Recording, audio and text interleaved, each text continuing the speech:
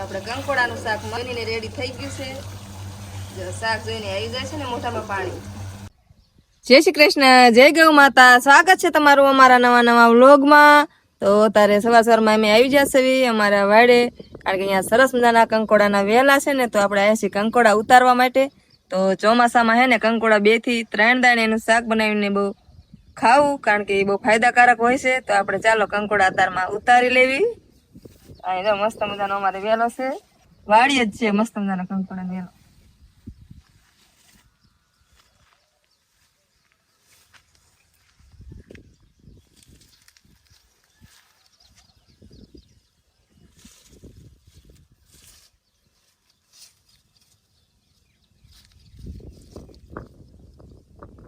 ये तो साथ આવતા લાગે.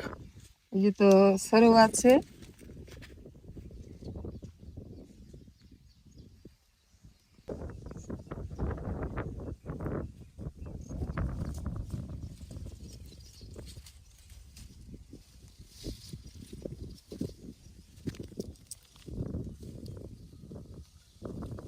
તો પાકી ગયું લાગે. એ તો પાકી ગયું છે. તો મિત્રો હે ને આમાં હે ને વિટામિન એ અને બી ભરપૂર માત્રામાં હોય છે. કંટોલાનું શાક ડાયાબિટીસ માટે ખાસ ઉપયોગી છે, કારણ કે આમાં હે ને પાચન શક્તિ સુધારે છે.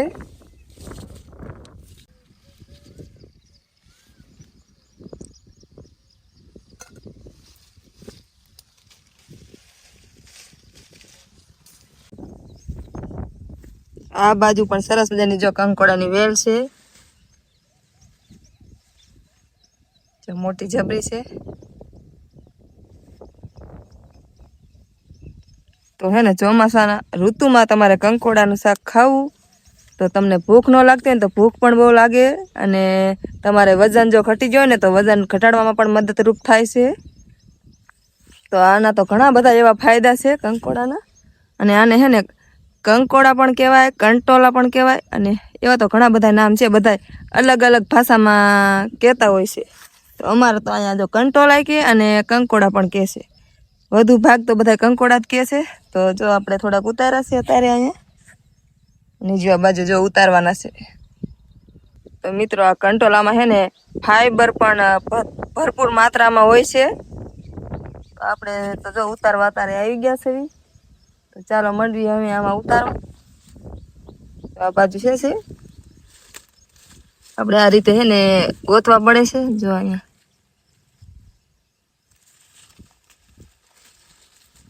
અમારે તો જો અહીંયા વાડે આપણે બી નાખ્યા હોય ને, એટલે ગમે એવી વાડ હોય ને, વાડના થડમાં આપણે નાખી દેવાના બી, એટલે ચોમાસાની સિઝન આવે ને એટલે આપમેળે ઉગે. વાવો નહીં ને તો પણ ચાલે. અમે જો આ બી બી નાખ્યા હતા ને, તો અત્યારે વેલું જોવા મળી છે થાવા. એક જ વર્ષમાં સરસ નાનો વેલો થઈ જાય.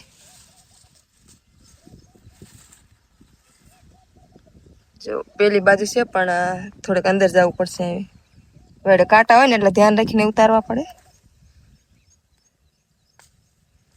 જોઈજો નાના નાના ઘણા બધા. હજી તો હું વરસાદ શરૂ થયો છે ને, એટલે તરત જ વેલામાં મળે થવા નહીં ને, વાર લાગે થતા. આમાં તો જો અમારે અહીંયા જુવાર આવી હતી ને, એટલે અહીંયા પાણી પાતા હોય, એટલે આ જટ વેલો થઈ ગયો છે. નકર તો પછી વાર લાગે ને, કારણ કે પેલા વરસાદમાં તરત તો કંકોડા ન થાય, પેલા વેલી ની થાય, પછી થાય કંકોડા. આ બાજુ પણ જો વેલ છે, જો અહીંયા જો નાના નાના ઘણા બધા છે, થોડાક દિવસમાં થઈ જશે મોટા.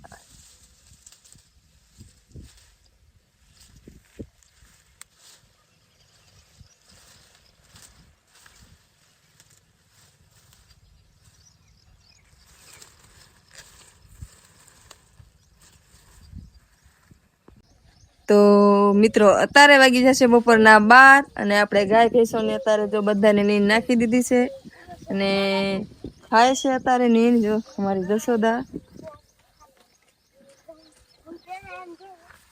જો આ બાજુ જશોદા છે અમારી, અને પેલી બાજુ પાડ્યું, અને અહીંયા છે લક્ષ્મી. તો આપણે બધાને જો નીણ નાખી દીધી ને બધા નીણ ખાય છે. બહુ ચાવથી જો નીણ ખાય છે. તો ચાલો આપણે ગાય ભેંસોને તો નીણ નાખી દીધી. હવે વારો છે અમારો. તો ચાલો બપોરા કરવા. અને બપોરામાં આજે અમારે મસ્ત મજાનું કંકોડાનું શાક બનાવવાનું છે. તો ચાલો આપણે હવે બનાવી. તો આપણે મસ્ત મજાના કંકોડા ઉતારીને ત્યારે લઈ લીધા છે. એટલા આપણે માપે લીધા છે, કારણ કે આપણે એટલા ખાઈ રહે ને એટલે આટલા લીધા છે ને. હવે આપણે એને સરસ મજાના પાણી ધોઈ નાખવી.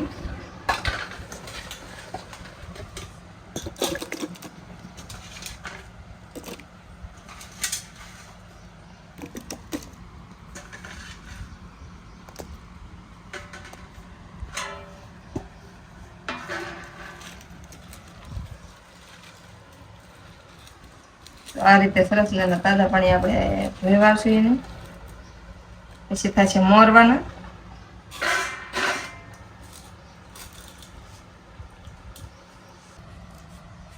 તો આપણે કંકોડા મોરવાનું કરી દીધી શરૂઆત. અને જો આવા પાકા બી થઈ ગયેલા હોય ને એને આપણે કાઢવાના. ભાવતા હોય ને એને તો રાખવાના, પણ મને તો નથી ભાવતા. એટલે પાકા પાકા બી હોય ને હું કાઢતી જશું. આમાં જો નાના હોય ને એમાં તો ન કાઢે ને તો પણ ચાલે, પણ આવા મોટા મોટા છે ને એમાં આપણે કાઢવા પડશે.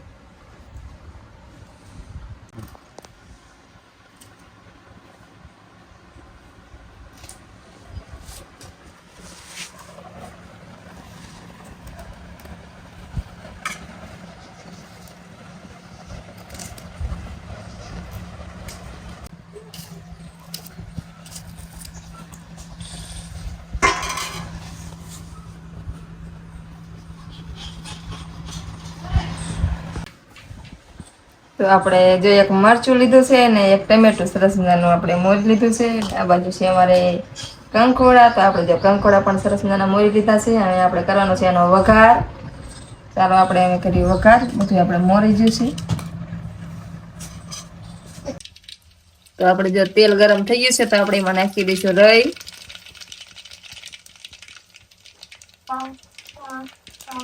રાઈ ફૂટી જાય પછી નાખશું આપણે જીરું.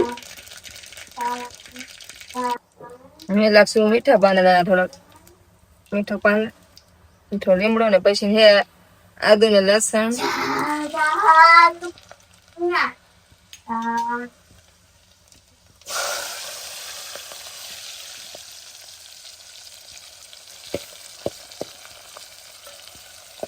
થોડોક નાખશું મીઠું, ને પછી થોડીક નાખશું હળદર.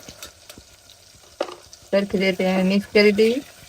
અને કઢી છે ને આ રીતે આપણે પાકવા દઈએ.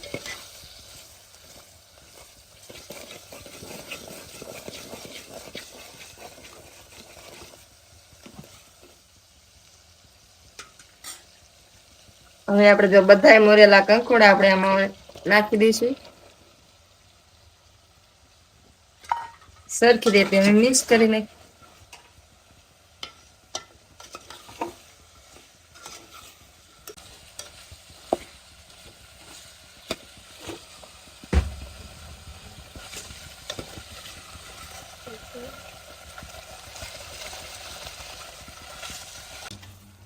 તો આપણે કંકોડાનું શાક મસ્ત મજાનું બનીને રેડી થઈ ગયું છે. તમે જોઈ શકો છો. જો શાક જોઈને આવી જાય છે ને મોઢામાં પાણી.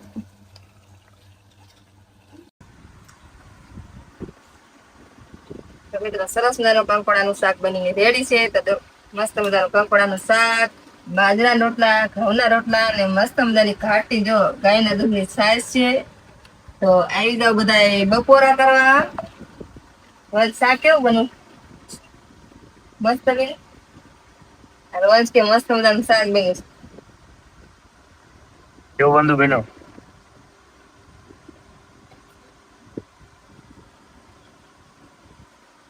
તો મિત્રો કોને કોને કંકોડાનું શાક ભાવશે કમેન્ટ કરીને કહેજો. અને કોણ કોણે બનાવીને ખાઈ લીધું છે એ પણ કમેન્ટ કરીને કહેજો. તો મિત્રો અમારા વિડીયોમાં નવા હોય તો લાઈક શેર સબસ્ક્રાઇબ કરી દેજો. તો આ સાથે આ વિડીયો અમે પૂરો કરશું. મળીએ એક નવા વ્લોગ સાથે. ચાલો અમે બપોરા કરી લેવી અને તમે પણ કરી લો.